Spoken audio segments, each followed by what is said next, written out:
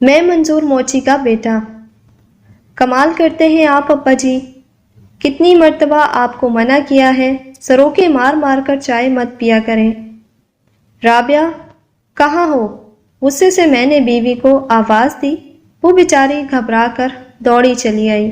شام کو کمال آئے گا، اچھی سی چائے کا انتظام کر لینا، اور ہاں ابا جی انہیں انہی کے کمرے میں چائے دینا، ڈبو ڈبو کر بسکٹ کھانے سے بھی باز نہیں آتے۔ حد کرتے ہیں آپ بھی، ابا جی سن رہے تھے۔ رابعہ نے ناگواری سے کہا، وہ ابا جی سے بہت محبت کرتی تھی، شرمندگی سے مڑتا ان کا مضطرب وجود میں نے دیکھا ہی نہیں۔ کمال سے میری دوستی زیادہ پرانی نہیں تھی، کچھ عرصہ پہلے ہی اس کا تبادلہ میرے دفتر میں ہوا تھا۔ اللہ کے اپنے کام ہیں اور اپنے ہی بندوبست۔ شام کو کمال آیا، ساتھ میں اس کے والد صاحب بھی تھے۔ یار میں شام زیادہ تر اپنے ابا جی کے ساتھ ہی گزارا کرتا ہوں، آج گھر میں کوئی نہیں تھا تو سوچا انہیں ساتھ لے چلتا ہوں۔ کیوں نہیں، بہت خوشی ہوئی۔ اچھا کیا یار، میں نے کہا۔ کی حال ہے برخوردار؟ میرے کندھے پر ہاتھ پھیرتے ہوئے انہوں نے پوچھا۔ شکر ہے اللہ کا، کہتے ہوئے میں نے ان کا ہاتھ پکڑ کر بیٹھک میں چلا آیا۔ سفید داڑھی، نورانی چہرے والے شفیق بزرگ، پہلا تاثر مجھ پر یہی پڑا۔ صوفے پر بیٹھ کر ابا جی نے بڑے آرام سے ٹانگیں اوپر کی اور آلتی پالتی مار کر بیٹھ گئے۔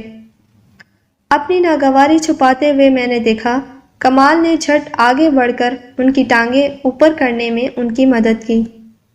کتنا شرمندہ کرواتے ہیں یہ بزرگ بھی۔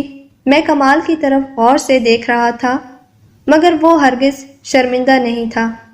اس کے چہرے پر بڑی نرم مسکراہٹ تھی۔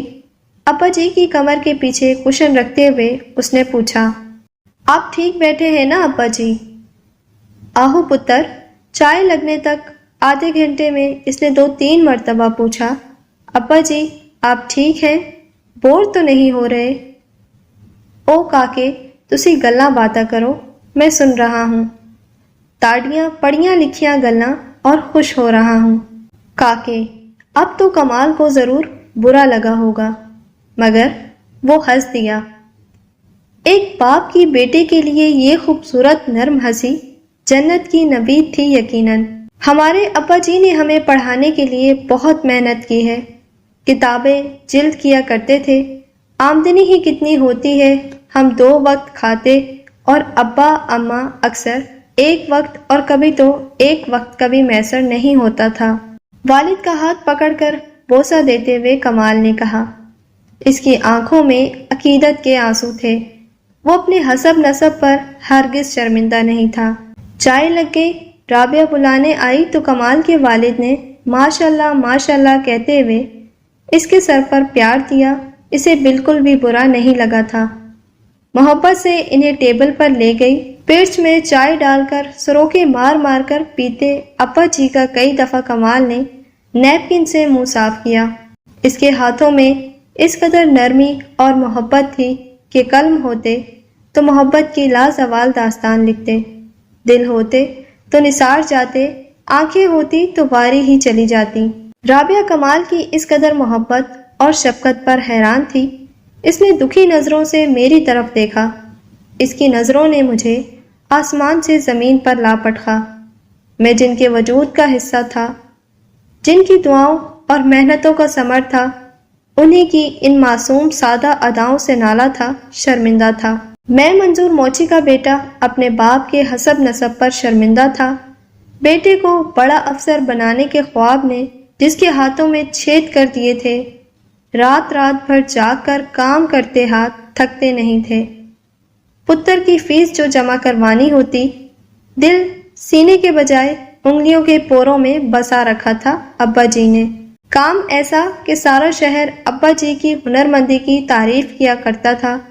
میں نے کبھی سوچا ہی نہیں میرے رویے سے انگلیوں کے پوروں میں بستے اس دل پر کیسے گھاؤ لگے ہوں گے۔ انا کے پنجرے میں قید سوچ کا پرندہ پنجرہ کھلتے ہی مثبت سمت میں پرواز کرنے لگا۔ میں کمال سے معذرت کر کے ابا جی کو بلانے چلا آیا، انہیں لا کر پیار سے کرسی پر بٹھایا، چائے کی پیالی سامنے رکھی اور بسکٹ چائے میں ڈبو کر اپنے ہاتھوں سے کھلانے لگا۔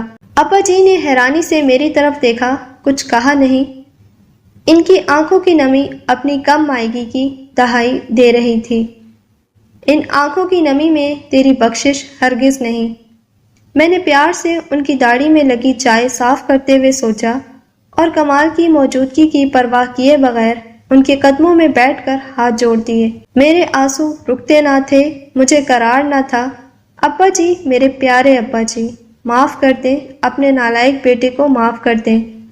ان کی ہتھیلیوں کو دیوانہ وار چومتے میں معافی کا طلبگار تھا۔ منظور موچی کا اعلیٰ عہدے پر فائز نااہل بیٹا۔ ابا جی نے میرا ماتھا چوما۔ جھلا، چل ادھر اوپر بیٹھ میرا افسر پتر۔ میں نے کہا نا، اللہ کے اپنے کام ہیں اور اپنے ہی بندوبست۔